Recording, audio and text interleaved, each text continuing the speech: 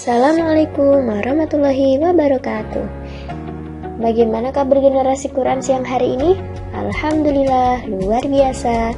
Genggam dunia, sukses akhirat, Allahu Akbar. Masih tetap semangat ya Ananda Solihah walaupun belajarnya dari rumah. Alhamdulillah. Hari ini bertemu lagi dengan Ustazah Tari. Ananda Solihah, kita akan belajar modul IPA ke-11. Namun sebelum mulai pembelajaran, Ananda harus sudah siap dengan modul ke-11-nya, modul IPA ke-11 dan juga alat tulis Ananda masing-masing ya. Hari ini kita akan belajar tentang keadaan langit. Nah, Ustazah harapkan agar Ananda dalam pembelajaran kali ini dapat mengamati keadaan langit Ananda Solihah. Nah, sekarang kita mulai ya. Namun sebelum kita belajar tentang keadaan langit, Ustazah ingin memberikan gambar-gambar ini.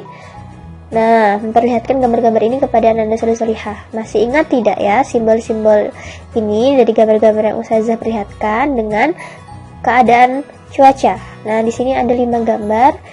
Nah, masing-masing gambar ini adalah sebagai simbol dari keadaan cuaca.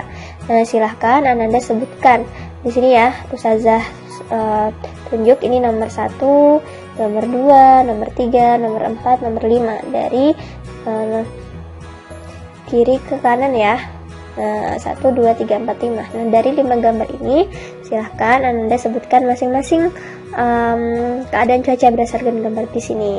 Nah, Ustazah tunggu jawabannya. Silahkan kirim melalui voice note atau boleh melalui ditulis di kertas, nggak apa-apa, dikirim jawabannya ke Ustazah ya. Ustazah tunggu.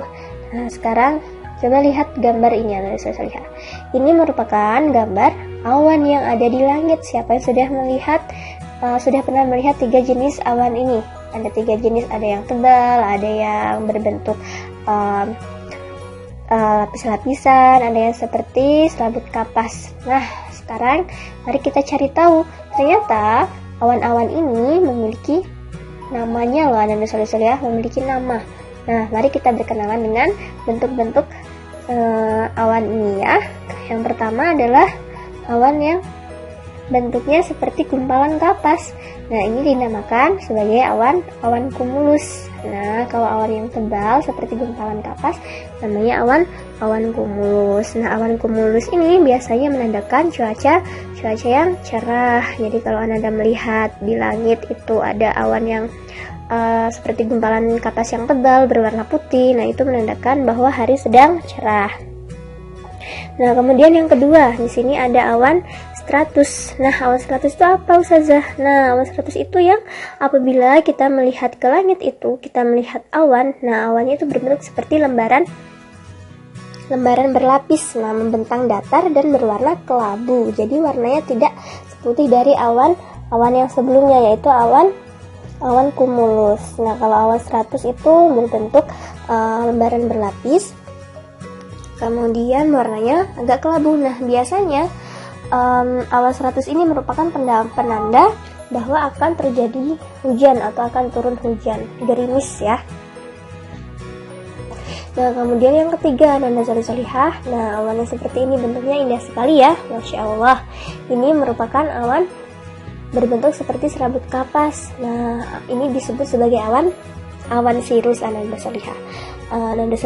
Nah, awan sirus ini berada paling jauh dari permukaan bumi, jadi paling tinggi, paling atas sekali ya.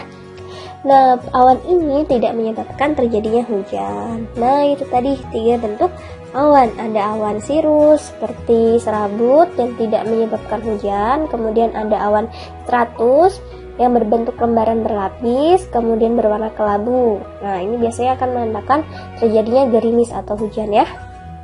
Kemudian yang selanjutnya, yang ketiga tadi ada awan cumulus, yaitu seperti gumpalan kapas yang berwarna putih.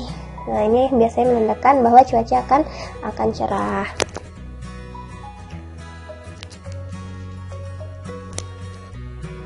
Nah, kemudian Ananda Solihah, sekarang kita belajar tentang keadaan langit.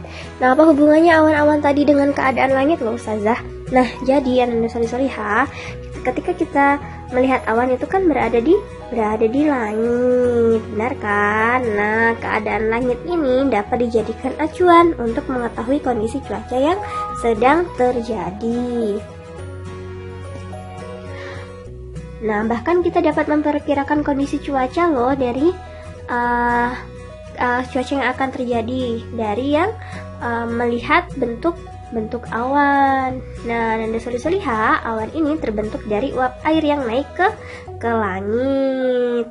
Nah, uap-uap air tersebut berasal dari pemanasan matahari terhadap air di bumi. Nah, seperti air di bumi itu ada di kolam, ada di sungai, ada di danau, dan air di laut.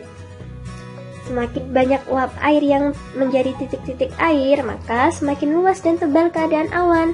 Semakin tebal awan, maka kemungkinan terjadinya hujan akan semakin besar, Ananda Soli-Soliha. Nah, sekarang perhatikan ini kita sebagai bagan proses daur air. Nah, di sini ada proses daur air, Ananda Soli-Soliha. Kita perhatikan bagian berikut ya. Nah, di sini adalah bagian proses daur air. Yang pertama adalah proses air di permukaan bumi tadi, air di bumi kita yang ada di danau, yang ada di laut, yang ada di sungai, ini mengalami penguapan yang dibantu oleh sinar matahari, atau kita sebut sebagai proses evaporasi. Nah, air ini berubah menjadi uap air setelah mengalami penguapan. Nah, selanjutnya adalah proses kondensasi. Nah, proses kondensasi ini uap air di atmosfer mengalami pengembunan hingga membentuk awan-awan. Nah, setelah itu baru terjadinya proses presipitasi, Ananda Soli-Soliha, di mana titik-titik air pun jatuh menuju permukaan bumi dalam bentuk hujan atau salju. Nah, setelah mencapai tanah, air tanah atau salju yang mencair akan meresap ke tanah dan bergerak menuju danau atau lautan. Nah, siklusnya akan seperti itu terus-menerus ya, Ananda Soli-Soliha. Dari air di bumi, kemudian mengalami penguapan menjadi awan, kemudian nanti awan akan menjadi hujan, dan seterusnya. Nah, selanjutnya adalah kandungan uap air dan kecepatan angin yang berbeda-beda mempengaruhi bentuk awan. Ya, yang tadi ya. Nah, bentuk awan tersebut dapat menjadi acuan cuaca. Nah, cuaca itu dapat berubah, Ananda Soli-Soliha. Misalnya dari cuaca mendung menjadi hujan. Nah, keadaan tersebut dinamakan perubahan cuaca. Nah, informasi cuaca sangat diperlukan bagi manusia loh. Karena perkiraan cuaca terutama diperlukan dalam transportasi udara, yaitu pesawat ya yang mengudara, kemudian ada kapal laut. Nah, karena membutuhkan informasi dari keadaan cuaca karena mempengaruhi operasi dari masing-masing transportasi. Nah, kemudian untuk mengamati cuaca ada lembaganya tersendiri, Ananda Soli-Soliha. Nah, itu dinamakan sebagai dinamakan sebagai Badan Meteorologi, Klimatologi, dan Geofisika atau BMKG. Nah, BMKG juga bertugas menerima laporan dari stasiun-stasiun cuaca di darat, laut, udara, dan satelit. Nah, satelit di luar angkasa memotret dan merekam pergerakan awan dan angin badai. Informasi tersebut lalu digunakan oleh para ahli untuk memperkirakan cuaca beberapa hari mendatang. Makanya tadi terjadilah keadaan cuaca dan juga simbol-simbolnya. Nah, itu karena memang ada penelitian tersendiri ya, Ananda Soli-Soliha. Jadi tidak sembarang-barang ketika ada prediksi cuaca yang biasa Ananda lihat di TV atau di koran. Nah, itu dulu untuk pembelajaran kali ini. Untuk tugas Ananda Soli-Soliha, silahkan kerjakan modul IPA ke-11. Di sana Ananda ditugaskan untuk mengamati cuaca atau keadaan langit dalam seminggu. Silahkan ditulis, kemudian dikumpulkan jawabannya ke Ustazah. Ustazah tunggu ya. Terima kasih hari ini sudah semangat dan ceria. Jangan lupa untuk selalu bersyukur, tersenyum, ceria, dan semangat. Sampai berjumpa dengan Ustazah Tari dalam video pembelajaran selanjutnya. Ustazah akhiri, wassalamualaikum warahmatullahi wabarakatuh.